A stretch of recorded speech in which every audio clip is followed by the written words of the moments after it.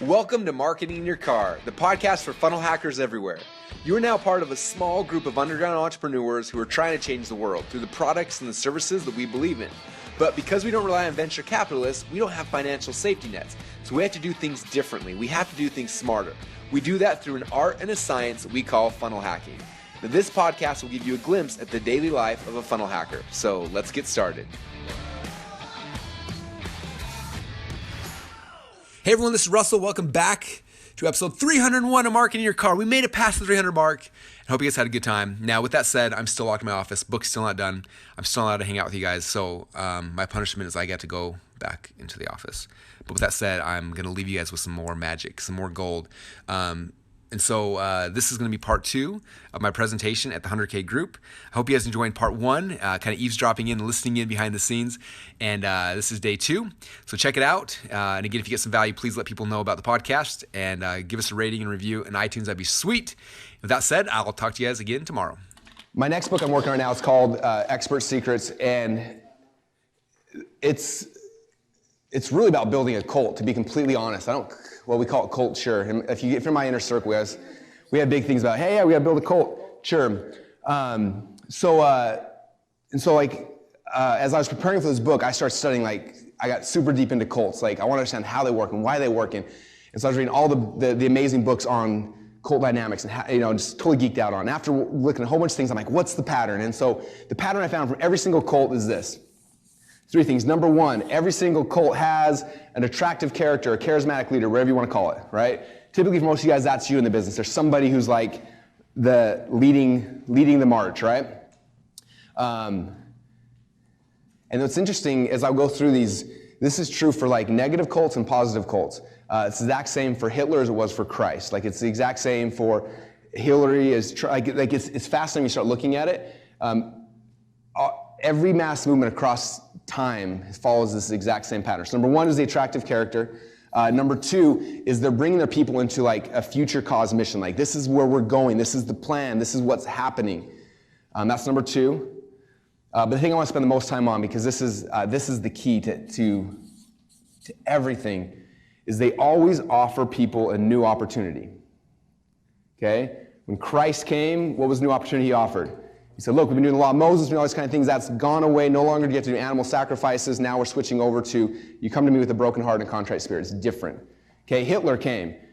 Okay, this is World War I, Germany had all this oppression, all these kind of things. He said, look, I'm not going to help you guys to solve this issue and pay our debts off. We're going to freaking take this thing over and we're going to get this new opportunity, new Germany, and this new opportunity. What most of us are doing is we create products. We call these in my world, they call them products. Products will make you better, smarter, happier, faster. That's the worst possible thing you could do. Okay? We also call these improvement offers. Improvement. Same thing. Improvement offers or ER offers. If you are selling an improvement offer to somebody, I'm going to help you to improve. What are the things that they have to admit before they give you money? That they suck at what they're doing. For me to give you money, I have to admit that I failed. That's it. Okay? Improvement offers are the worst possible things on earth. And if your product's my product makes you smarter, it makes you stronger, it makes you faster, it makes you better, it makes you happier, it makes you sadder, it makes you, if you can tie an ER to it, that's why your business sucks, to be completely honest. Okay? This is the biggest problem most people have, is that, how many guys right now are looking and you're like, crap, I have an improvement offer. I want people to become better. Right? That's the biggest problem. People do not want to get better. Okay? Perry Belcher was telling me this. He said 2% of the world has ambition. So 2% of the world wants to become better. 98% of the world do not want to become better. So as soon as you position what you're selling as an improvement offer, 98% of the world just left. You lost 98% of your market instantly. Now you're selling to 2% who actually want to become better. Way harder to do. Okay? If you want to get a mass movement and you want to build a cult, of people that give you money, it comes down to this. It's creating a new opportunity. That's what people want. Everyone wants a new opportunity. Okay? So the question comes back, well, how do I create a new opportunity? And so I was looking at all the different opportunities we looked at. And new opportunity.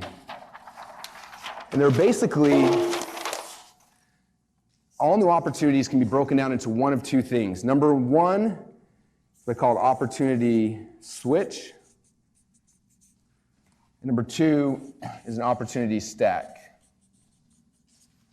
And most of your offers, the good news is typically you don't have to change your whole product. You have to change the positioning of that product. Okay? If I come to people and say, look, this is the current opportunity that you are living your world under, I'm not going to help you make that better because it sucks and it's painful. Like the other thing about improvement offers is most people have been doing that their whole life and they've tried to get better, they've tried to get better, tried to get better. So in their mind, they associate pain with becoming better at that thing. As soon as I offer a new opportunity, they have no idea of what that means. There's no preconceived notions. There's no idea of pain. It's just like, wow, this is the new thing. Okay, it's the reason why this did so well. I didn't say, hey, this is a way to lose more weight. I said, look, this is a whole new opportunity. No longer do you have to work out hard to get your body in the state to burn fat. You take this thing, it tastes like candy, you mix it in water, you stir it up, you drink it, and your body's in a fat burning state instantly. Like, this is a whole new opportunity. Boom, $100 million, right? It's all about that, like opportunity switching or opportunity stacking. So some people, so I always look at this as like an opportunity switch is like, hey, you're driving a Volvo, I'm gonna put you in a Ferrari. Okay, I'm switching your opportunity. Here's like, okay, you got a Volvo, you love it, but on the weekends you need a nice car, so it's an opportunity stack, I'm gonna sell you a Ferrari, so now you've got both of those. Okay, and then the opposite of all these is obviously the improvement offer. This is, do you guys know Perry Belcher? So if you wanna hear how Perry explains this, so Perry was explaining, the first time I heard him talk about this was like, he was talking about from like a marriage standpoint, right? You're in your marriage, you're not happy, you got three options. Number one, you can improve, you can go to counseling. Yay, that'll be so much fun, right? So much pain, right? Number two, you get a new wife. Number three, you sleep with the secretary and you just have an opportunity, right? Like these are easy things for people to go to. This is pain, this is hard, this is why people do not want this. Okay, and so if you're structuring it like this, you have to say, look, let me step back. How do I change what I'm selling to this? If I can figure out how am I taking, like what's the opportunity they're currently in that I'm trying to move them to? Okay, if you look at the good offers, okay, if you look at I was in weight loss, now I need probiotics, like this is a whole new opportunity. You didn't even understand this, but your gut's all jacked up, like this is the new opportunity. Holy crap, like I don't have to run and lose weight. All these things I've tried in the past, I can try this new thing. Like that's the key. So how do you structure what you sell as a new opportunity? Like that's the key. Like to really understand that is to really get clear. Like what are they currently doing? Because people have this desire. That's why they came to you, right? And they have something they're currently doing, and to get that need met. So you look at that. Like here's the need they're trying to get met through some vehicle. What's the vehicle they're currently using? Now I need to get them out of that vehicle into my vehicle that's going to help them meet that same desire. Okay, so I got to become crystal clear. Like this is how they're trying to meet their desire. This is the vehicle or the opportunity they're currently in. And I'm getting them to switch out of that to this one. Like that's the way to rethink through your brain of how to structure what you're doing. Does that make sense? And then it's either going to be an opportunity to switch, like you're getting out of this vehicle and moving to this one, or hey, you're currently doing something that's good. I'm not going to make it better, but we're going to stack a different opportunity on top of it. So this might be, you've got a gym right now. So I've got a buddy that does, he comes into gyms and adds on a whole new marketing system. So you already have a gym, you're already doing yellow paint, you already need your stuff. I'm gonna come in, I'm gonna stack a whole new opportunity on top of it. Maybe it's a yoga studio inside your gym, or it's gonna be a different marketing, but it's a stack as opposed to an improvement, okay? So I'm curious for you guys, as you're looking at this, within what you offer right now, how many of you guys think that what you're offering is probably is gonna be an opportunity stacked to your market? And how many is it going to be an opportunity switch? Yes, so many of you guys is going to be both. Yes. Okay. Everyone, I think, did opportunity stack by doing 100K. Stack it. And how many was, yes, thank you for setting this up. So if you think about this, typically when somebody is first coming into my universe, like the first time they meet me, my first job typically is an opportunity switch. How many of you guys, when you came into 25K, it was an opportunity switch? Like I've been trying to get these things met in EO or YEO or through this or that or whatever. It's like, crap, none of this stuff works. I'm going to try this. Like how many of you guys was an opportunity switch when you came into that? Okay, so now you switch to get in there, and then typically the back end stuff are more stacks. Now you're sold in this opportunity. Now how do we stack things? Okay, any questions about that?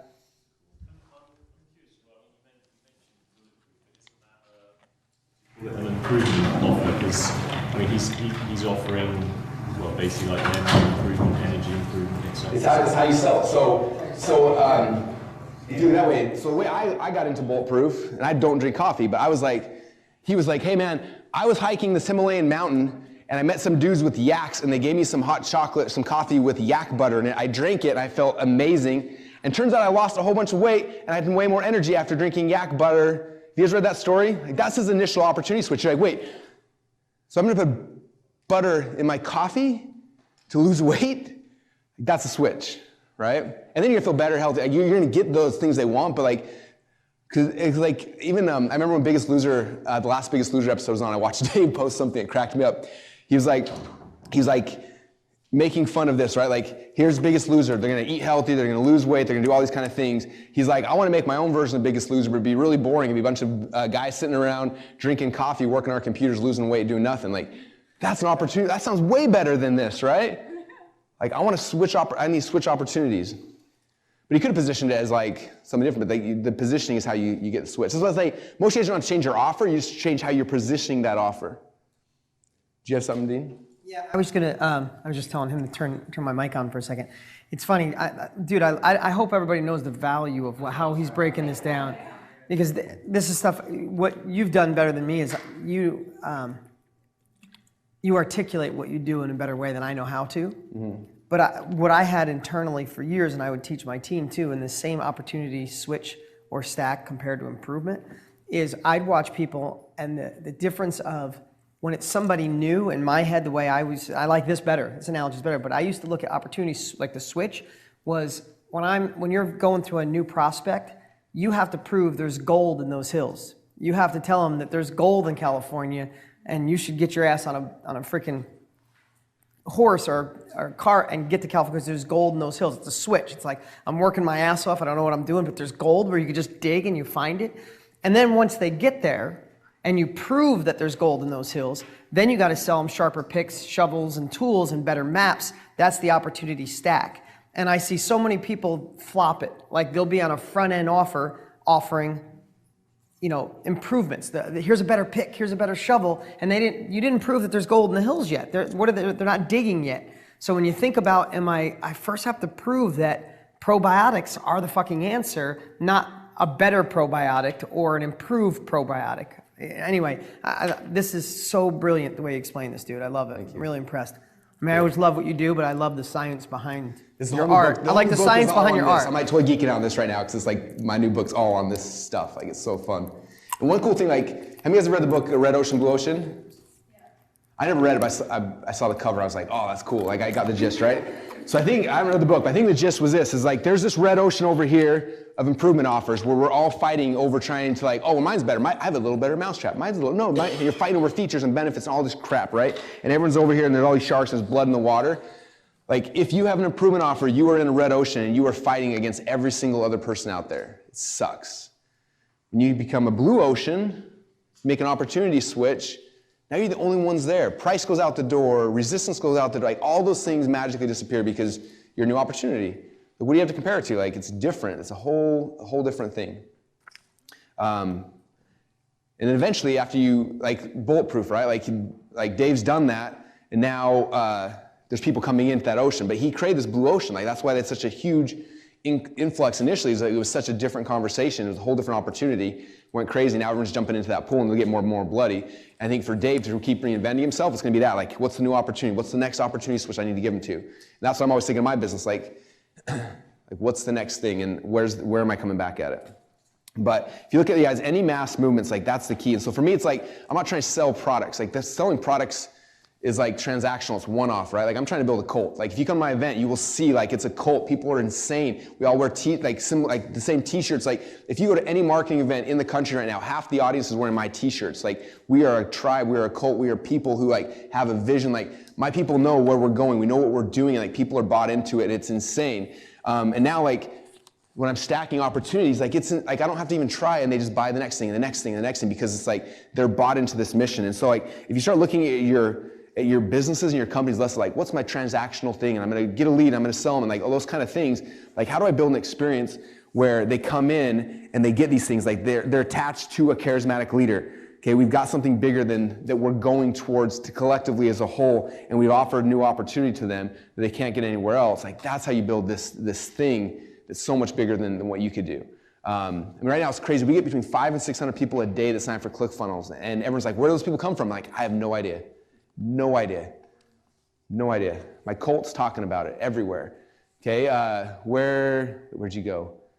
He was telling me yesterday, he was in an airplane, some kid from South Africa sitting next to him, and was like, you got to read this book. It's the greatest thing in the world. Like, that's what we're doing. We're trying to get people who are like, you had your person at the thing, right? Like your hairdresser or florist. Yeah, like that's what we're trying to do. And I think that if we're looking at things more like that, like that's the key. So I want to get into that first before we get into kind of some funnel stuff, because that's the key to it, right? Understanding the strategy, understanding like, look, if you're selling from here, nobody's buying your stuff. Like your warm audience is buying it. They'll give you money, but you cannot grow beyond that because of your own language patterns. Like language is the key, right? So you got to step back here, and this is the key, is mastering this, like state control and epiphany bridges. Like, what is the story that brings people in to the new opportunity? Because for me, like I'm thinking, like the whole thing I'm thinking about is like, what's the story that got me into this opportunity? Like if I was Dave Asprey, I'd be telling his yak butter story way more often than he does. I got to find it on his blog, and I was like, holy crap, like if I was him, I'd be telling that story every single day, 3 or 4 times, over and over and over again, because that epiphany story is what got the people into the new opportunity. I've told my potato, have any of you ever heard my potato gun story? I am so sick of that story. I've probably told it 1,000 or more times, but it's my story about how I understood funnels. Like that was it, so I tell that story over and over and over and over again, and that's what gets people into the opportunity. So mastering the story, because I think for most businesses, most of us aren't going to have someone amazing like Craig who can write copy. It's going to be hard. It's expensive to outsource something. But you, like you said earlier, like I can sell the crap out of my own stuff, right? Like you don't need a good copywriter then. You need to get super good at telling your story from here. And that's your VSL. That's your upsells. Like everything is tied to that. Like it's not going to be as efficient maybe as like what Craig or a really good copywriter can do. But it's faster. It's better. Like we put out so much stuff so quickly because I don't have to sit down and pad of paper every single time. I get myself in front of a video, I click record, and I'm doing this. What's the story that I got to tell people to give them the epiphany so they understand that this is the new opportunity? Or what's the story I got to tell people to give them an epiphany so they want to stack on this opportunity to what they're currently doing? And if I just get good at storytelling, that process, it gives you the ability to do things very, very quickly without having to guess and tweak and test, all those kind of things. Thanks so much for listening. We hope you enjoyed the behind-the-scenes look at our funnel hacking projects. You can also watch the Funnel Hacker online reality show and watch us build and launch funnels live at www.funnelhacker.tv. If you'd like to come hang out with your fellow funnel hackers, come join our Facebook group at www.projectclickfunnels.com. Oh yeah, and don't forget, you can get a free MP3 player with the first 257 episodes preloaded at marketinginyourcar.com. Join us next time, and remember, you're just one funnel away from your dreams.